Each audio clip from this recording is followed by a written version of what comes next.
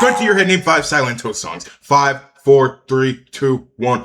You're dead. You're dead. One-hit wonders. We see them all the time in music. All the time in music. Today, we're going to be reacting to the biggest what-if wonders.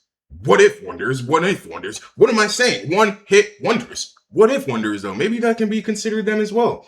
Because what if you made more than watch me whip, watch me nay-nay. Fair nigga, I'm a lion. I'm the predator of the prey that is hiding. Oh my, I have found you, nigga. There's been so many times where somebody blows up, has a hit song, and takes over, but then we never hear about them ever again. One-hit wonders have always been a thing, and they always will be. Today, we finna be talking about one-hit wonders from the 2020s. We're gonna be starting off with Whoop-dee, bitch, I'm outside, it's a movie. Hey, whoop-dee. DJ Whoop-dee. First off, the fact that I know a couple people who look just like this. Just like this. mention the name of the song when I say this man's name for y'all to even remember who he is shows how much of a one-hit wonder he truly is. CJ blew up with the song Whoop-dee in the middle of 2020. The beat has the same sample as another song. Anything was blowing up during COVID. Called Exposing Me, which has been remixed by rappers like King Von and Pop Smoke. The song became a huge trend on TikTok right when that app was starting to take off. He came in at the perfect time to come and fill the void in New York drill after Pop Smoke died. At first, it just looked like a normal case of a rapper. Never at one point in time did I think fucking CJ Whoop-dee was the next Pop Smoke. Never. For finally making it out the hood, but when he started getting so many cosigns from multiple famous rappers like French Montana, Busta Rhymes, and 50 Cent himself, I guess that's cool. People were starting to wonder how the hell did he get all these connections that fast. When CJ was first coming out, he only had like 2 videos up on his channel, with one of them being Whoop-dee, so he hadn't really been in the game for that long. Clearly, this is a lot of support from the industry to give to someone who just had their first hit song. Out of all the artists that have been called an industry plant in the past, this is one of the few times where it actually makes sense. Cause his uncle Whoop-dee, bitch, I'm outside, it's a movie. James Cruz, a record executive high up in the music industry with connections all over the place. This guy has worked with 50 Cent, Busta Rhymes, and French Montana. Oh, the same people that are co-signing you just happen to work with my uncle. Oh, whoop-dee fucking do. For example, that's how he was able to get all of them to give cosigns to his nephew. He was the president of Bad Boy Records for nearly 10 years. Yes, did he? That Bad Boy Records. His uncle came out of retirement just to give him everything he got in the music industry, and he told all— I mean, W uncle, bro. W uncle. I'm not gonna lie. Family, fuck. Other people can do it, why can't we? All about it in an interview. And at that time, a dear friend of mine walks in the backyard with my nephew CJ. And he goes, yo, you gotta hear this record, you gotta hear this record, you gotta hear this record. And I said, okay, play me the record. They play me this record called Whoop. Why are you pulling up with Diddy? What did you do to get this cosign this quick, CJ? You fucking freak. I go, shit, you got a record? Like, you got one. Damn, I ain't expect that. I said, what else you got? He said, what else I need? I said, it ain't gonna work with one record. What you want? What you want me to do? You want to perform on Carnival Cruise Lines in 30 years? Like, you need a body of work. I'm not trying to do this, but I'm gonna help the kid. I'm gonna help him. He deserves it. He's family. His pops called me, and I gave his pops a promise, and I spoke to his moms, and I said, I got this. I'm gonna get him a record deal. He even helped him get a good record deal with Warner Brothers because Einar Banks. What happened to Einar Banks? Was he just another COVID cookout? Like, where'd he go? Worked there in the past, and CJ not only signed with Warner Brothers, but he was also signed to his uncle's— You should have warned a brother that you would only be a one-hit wonder. —label, Cruise Control Entertainment. From this point, James basically became his manager, doing things such as taking $80,000 out his daughter's college fund to clear the sample for Whoop-dee when the song almost got taken down. For a while, Uncle. We just switched real quick. James was doing a pretty good job at making his nephew's career look legit, but even though we tried telling him when to shut up in interviews— Somebody said shh. Yeah. Oh, we ain't supposed to be talking about that? You got to have 2 different album deals? But nothing can stop the truth from eventually getting out. Around the beginning of 2021, Pitchfork put out an article which was basically a hit piece on CJ exposing everything I just said. Damn. Now, you probably don't give a shit about the fact he had help from his uncle with all these connections in the industry. There's plenty of artists that are known to have family members that already made it in the music business, and they still have their... Whitney Houston's mom was famous early. There's plenty of artists that are known to have family members that Coco from SWV. What is SWV and who is Lil Tracy? still have their careers, but remember, CJ's a drill rapper. Whenever you're trying to blow up as a gangster rapper, street rapper, drill rapper, whatever you want to call it, there's a whole lot of expectations put on you from the fans. While there's a lot of rappers who don't be living what they say on their songs, if you're specifically putting that image out there to the public, the fans expect you to actually be outside killing people, or at least be out here in the streets doing some shit. The news coming out that CJ made it with the help... Holy shit, Jason Tatum was a rapper? This must have been when he was still 19 years old, because when he was 19 years old, he was doing everything. Everything. Even becoming a rapper? COVID wild times. COVID. This is what he was doing in the bubble. Holy shit. Oh my God, it makes so much sense now. His uncle's connections in the industry instead of making it on his own really fucked with his image, and it kind of made him look like a spoiled rich man. Malibu. Whoa. I never realized how deep the cast of Malibu's Most Wanted was. I might have to run this shit back. Pretending to live a life he wasn't. And to make things even worse, there was some more controversy around his name because of the very song that made him famous in the first place. When he was asked what the word whoopty meant in a Genius interview, he said this. Pretty much whoopty, like, it's worldwide now. You know, I got babies, you know, saying whoopty. I got, you know, middle-aged people, you know, older people. Pretty much it's just like a roll call, you know, whenever I see my guys in the street, and, you know, that's how we greet each other. It's like a New York when people say, you're... He didn't know it at the time, but this was a big mistake, because people quickly realized the word whoopty wasn't just some CJ made up, but it was actually connected to the Bloods in New York. Not only was he trying to portray a fake gangster persona in his music, but he was also using slang and names of real members of the Bloods. With all this borrowing lingo and acting like he owns the word whoopty to the point where he tried trademarking the word, he eventually caught attention from the people he was stealing from. The leader of the Bloodhound Brims, who is currently doing 30 years in prison, came online through a phone call from jail to set the record straight. So first and foremost, CJ made a hot song, but the content that he used is not his content. So his foundation is based off a lie. Hey, I'm just gonna say, does not sound like the leader of the Bloodhound Bloods, whatever the fuck they're called. He's not Free Whoopi. him? He don't know nothing about Whoopi. He just seen a fly splash and he jacked it, which is a smart move, but in life you gotta show respect and you can't live a lie. Now you jacking something that they got dudes in jail for. There's allegations behind that word right there that made it such a splash for you to want to jack it. They gave me 30 years for a lifestyle full of allegations of a lifestyle that you talking about that you never lived. And that shit don't add up, shorty. Like, you trying to take something from people that you can't take. So, for the record, Whoopty is not CJ's. That shit belongs to the Jet. I ain't even gonna say it. So why didn't somebody from the Bloods make a rap song and just say the word over and over again? Bitch, you're outside selling drugs. It's a movie. Duh. Easy. 1, 2, 3. Shoulda, woulda, coulda. Shoulda, woulda, coulda. It's mine. It belongs to the Jet. It's not his at all. Not only was he exposed for being a fake gangster, but he also got... I mean, didn't he go like Spanish though? Other rappers. A New York drill rapper named Busy Banks came online and said CJ was copying some of his songs. That CJ nigga need to give me my credit. No cap. Nigga jacking my lingo and flow. I'm tired of not getting the recognition I deserve. I started this new wave of drill rap. Let's talk about it. Here's a couple examples. Can't fuck with no bitch that's basic. Look at my swag, the drip is contagious. Can't fucking no hoe that's basic. I used to run up chase and really break it. Slide, hop in the V, let's go for a ride. Like, Slide. She said she feeling a vibe. Oh yeah, no, that's crazy. That is crazy. Get this dude out of here. So to jump in a ride. Even after getting dissed for all this, he kept doubling down and playing around with street politics in a new song. People in his comments were starting to get worried because even they knew Let's see. People in his How you a fake blood and trying to beef? They gonna put this man in a blender. comments were starting This man dropping rakes like he got a GD. RIP in advance. to get worried He is claiming Woo, Blicky, GDK, and Whoopty Gang in one song. because even Imagine turning your life difficulty setting to impossible? he really up against it now. Even they knew he was Dude, he really don't want smoke with 2Gs. playing with fire. He was stirring up drama and talking crazy on the internet, threatening to beat up Busy Banks for calling him out. Or there people coming to my live commenting, yo, this one just said this about you, this one. So I'm like, I'm reading the comments. I'm on live on a regular day. I think I'm shopping or something. I'm in the mall or something. And I just keep reading the comments. I keep seeing the name pop up. I'm like, yo, I'm tired of this already. Like, you know what I'm saying?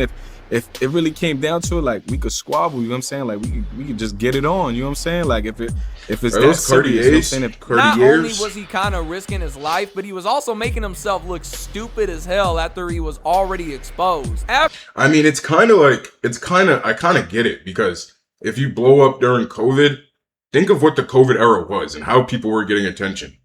It makes sense. After Whoopty, he had one other song he was known for, but even then, it wasn't as big as Whoopty. And by 2021, his music career wasn't looking so good anymore, because to the mainstream, he was just known mainly for that one song. But to his fans, he'd been completely embarrassed after The Truth came out, so he really had nowhere else to turn. And Wait, also what? completely embarrassed. Am I gay for rewinding this? That's him? So he really had nowhere else to turn. And also, it didn't help that he just kept making the same fucking song after a while. Too fly. She said she loving my new style. Oh, whoop it. Bitch, I'm outside of some movie. Double tapping and she like me. And I heard that she a Pisces. I just might fuck up a check like Nike. Blue cheese. I swear I'm addicted to blue cheese. I gotta stick to this paper like blue sleep. Bitch, I'm by my chicken like it's a 2-piece. He tried being Drake without actually mastering his craft. He was so desperate to stay on, he switched over to Latin music, but didn't even stay with that for long till switching back to drill again. Warner Records themselves knew that his time was up and dropped him from the label in 2022. Damn, I didn't even know you can get dropped from a label. I thought they squeezed whatever the fuck they get out of you. It fell apart so hard and so fast that he doesn't even make music anymore. But at least he was able to keep his masters though, so he's still doing good off of Whoopty all these years later. That's all that matters. It's my music. I own it. You know what? Hey, you played the game. You didn't get to beat it, I'd say, but you played the game. I wonder who helped him out with that. Never fold, I'm gay. Mario Judah. You Nigga!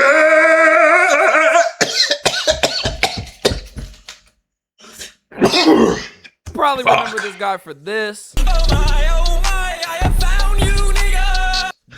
Don't you run from me, little nigga! Remember Mario Judah? This. Drop whole lot of red. COVID was wild times, bro. I'm telling you. This. Or even this. But you probably don't know how much backstory he Look had. at Drewski, After getting man. almost no attention. Look at Drewski, but you man. probably don't know how much Shout out to Drewski. Look at the growth. Look at the growth. backstory he has. After getting almost no attention for 3 years, Mario Judah got noticed on a promo page by Jamie Lawrence, the owner of One Room Media. One Room Media is basically his channel where he makes music videos, and he actually worked with Lil Pretty Sky sure Mario before Judah playing like back in just made a 2012. comeback though. Jamie He's like got in skinny touch with now. Mario and asked if he wanted a free He plays music basketball. video. Mario said yes and rode in his dad's truck to Maryland to shoot the music video for a song he made called Die Very Rough. While he was in Maryland, he lived at Jamie's studio to stay with him and film interviews and more videos. In September of 2020, Mario dropped the video for Die Very Rough, but he could never predict what would happen next. As soon as he dropped the video, someone grabbed it and posted it on Twitter where it went viral. Mario was going all over the place for the way he sounded, the memes, and at the same time, the music was actually pretty good. People really caught on to him for his opera sounding voice. At the same time, the music was actually pretty good. People really caught on to him for his opera sounding voice, his funny moments, the way he said the N-word, etc. A 1.5-minute long song took him from being unknown to being all over social media over the span of a week. Everything was starting to change around Mario Judah, and he started getting calls from record labels, even being hit up by people high up in the industry such as Jay Prince. Jamie's his manager. I'm not gonna lie, I feel like an overnight blow up, like what we've talked about, I feel like that's one of the worst ways to blow up, bro. Like, especially if you're just starting, I personally would not want to blow up overnight. I'm the type of person, I want to work, I want to build, I want to have a foundation set, and I want to improve my game myself. You know what I mean? If something goes, it goes, and where that goes, I'll follow. But I want to see the progress. I want to see the journey because it's about the journey. It's literally about the journey. Now, and after looking through all the contracts, he figured out the labels were clearly trying to finesse him, offering deals for $50,000 to $100,000 with horrible conditions that would fuck him over. Jamie tells Mario they ain't signing, and he says okay. But the next morning, Mario's gone. In the middle of the night, he went and ditched his manager to go catch a flight to LA. After this, he never heard from him again. Mario wasn't talking to Jamie because he was secretly signing a $300,000 deal behind his back with I mean, I just went up 250. Atlantic Records. The bad news is Atlantic got him. They had promised him a video with Lyrical Lemonade and a song with Ski Master Slump God, but the label never fulfilled their promises. But for the moment, they were still able to get him at Rolling Loud to no Crazy thing is I watched this shit live. Why? Because Trippie Redd was headlining. And me, I'm a Trippie Redd head. audience because this was during quarantine. Right when Mario had finally made it and was blowing the fuck up, how was he using his fame? He was going live on Instagram begging Playboy Cardi to drop. Alright, bro. Playboy Cardi. Drop Whole Lot of Red, bro. I mean, but so is 95% of this world. We want it. Not me, though. Bad. We've been waiting 2 years. You have 1 week. If you don't drop it, I'm dropping it for you. Nigga, I would have said, yo, Playboy Cardi, you're taking this long. You might as well get your boy Mario Judah on the album. Duh. That's what the fans want to see. You know me, OGD. Drop it before December 6th. In 20- That's my birthday! 20 See, everything happens for a reason. Oh, yeah. God damn. for Playboy Cardi to drop Whole Lot of Red. The project had been delayed over and over again because it got leaked multiple times in the I don't drive RH. I don't know. When this album dropped, when Whole Lot of Red dropped, this was people's whole fucking personality. I swear to God. I swear to God, people used to die by Cardi. Fucking dick in your mouth. Over time, the fact that Mario was a Cardi fanboy took over his whole image, and at the time, people were being entertained by these antics.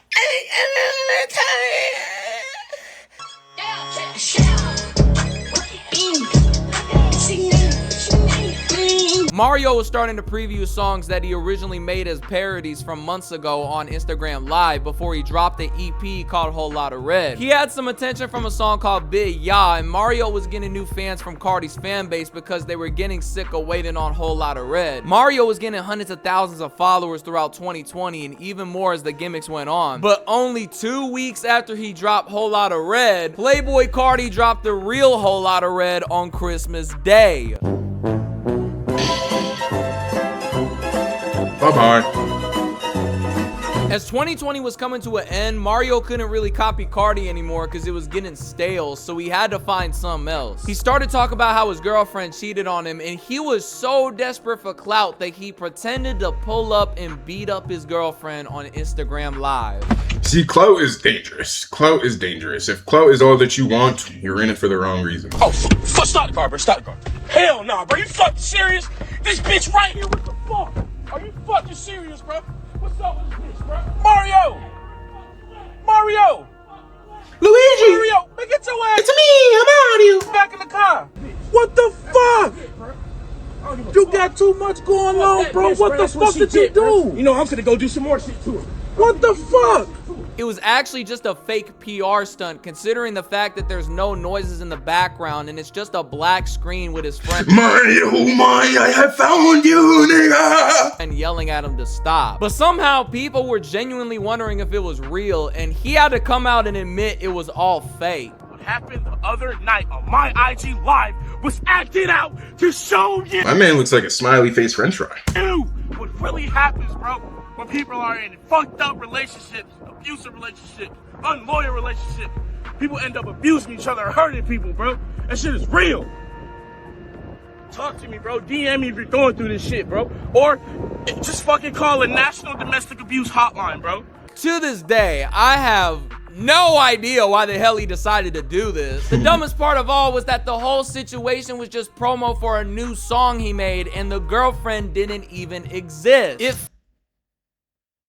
David? flopped, and it only has 1 million views 5 years later. Don't get me wrong, 1 million views is great, but if we're talking about Mario Judah, most people never even heard that song. Unless you're a hardcore Mario fan for some reason, I bet you never knew this song existed. After that dumbass situation, the next time we heard from him was in May 2021, when a snippet leaked of him rapping on Mr. Rage. Mr. Rage by Trippie Redd was one of the most anticipated songs of the year before it even came out. And it looks like Mario finna be on the song, because Trippie was listening to his verse on Instagram Live and they linked up in person. Man, Trippie Redd's Instagram Lives used to be the shit. But when Mr. Rage actually came out, Mario wasn't on the song, but instead, the feature was Playboy Cardi. This didn't stop Mario from blowing up again. That's low-key like a fucking troll. Remix though, and a lot of people were saying that his remix was better than the original. A few months later, Mario dropped a song called Remember Your Name, and by this point, he was fading off into the background. He was on the vote for the 10th spot on the XXL freshman class of 2021, but he lost to Moray. It didn't really help that his What happened to Moray? Huh. reputation was mostly him being a Cardi fanboy with only one serious hit song. And what made this situation even worse was his management from Atlantic Records. They were also a part of the reason why you stopped hearing about Mario Judah after 2021, because they wasn't letting him drop as much music anymore. Not to mention the fact that Atlantic Records is notorious for fucking over so many people. Damn. The fact I didn't know that. I just found out about the Lupe Fiasco shit. But they fucked with Lil Skies, for fucking Young Boy, so many people T.I. in the past. How are they still in business? How has nobody looked into Atlantic?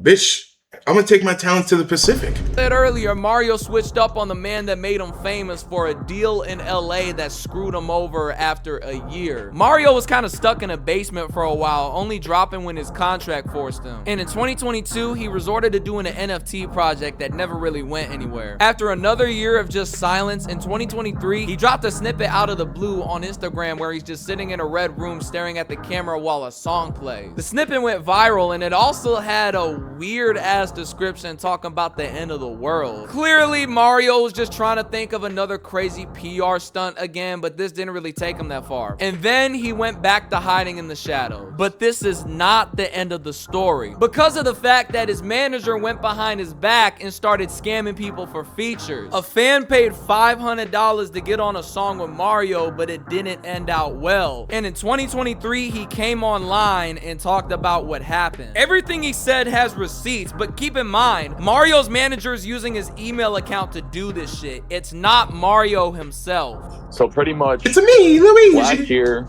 I emailed Mario Judah. I don't know exactly around what time. And about like a month later, he gets back to me, right? He asked me what my budget was. I told him around like 500. Why would you ask what the budget is and not just give you the price? Because if you ask them what the budget is, then you're working with them and they're coming to you, so they should be working with you. He said, all right, send me 500 and we can lock it in. So I sent him the 500. I sent him the beat. I sent him the money. I hit him up about like a few days later, like how's it coming along? He said he was mixing the final product. So then I hit him up next month because he took forever, bro. And then like he just wasn't answering me at all. You know, I gave him a little bit before calling the bank to get my refund, and he still never got back to me. So I mean, this dude sounds like somebody who shouldn't be rapping anyways. Called my bank.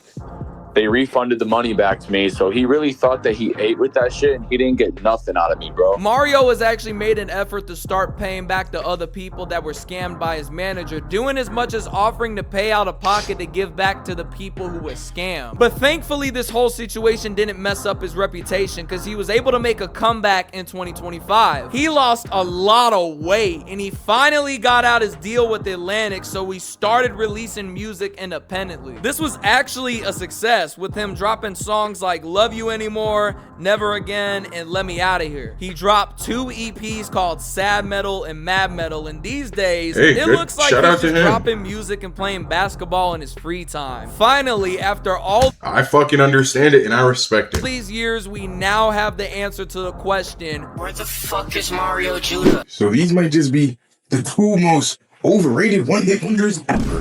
My oh my, I found you, nigga. And Whoopty, CJ and Whoopty, this video, it was way longer, but I decided to end prematurely. Why? Because the rest of them, they're a bunch of nobodies. CJ and Mario, I think they did justice perfectly. Big justice, no Rizzler. But that's gonna end today's video. Let me know. Who else is a one-hit wonder? Who's the biggest one-hit wonder of all time? You know me, you know he, OG.